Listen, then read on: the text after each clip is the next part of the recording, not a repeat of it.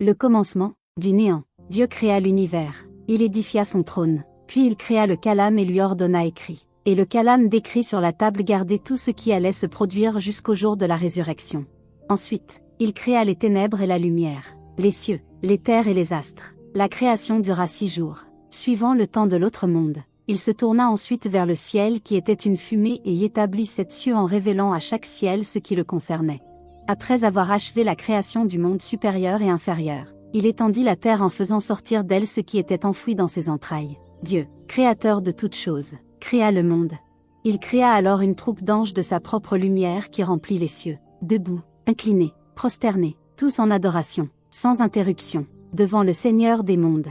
Il créa les anges gardiens et les porteurs du trône dont Raphaël, plus connu sous le nom d'Israphil, qui soufflera dans le corps, vint le tour de Gabriel, son messager, Michaël, qui assure la subsistance des créatures, Asraël, l'ange de la mort, Ridwan, le gardien du paradis, Malik, le gardien de l'enfer, Munkir et Nakir, les interrogateurs de la tombe. Après avoir créé les anges, Dieu créa les génies d'un feu subtil dont Iblis était le commandant.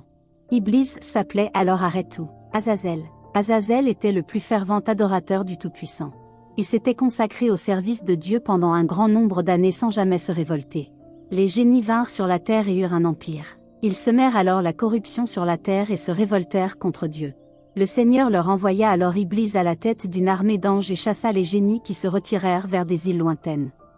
Lorsque l'empire du monde appartient à Iblis, l'orgueil et la fierté remplirent son cœur et il dit qui est semblable à moi dans les cieux et sur la terre?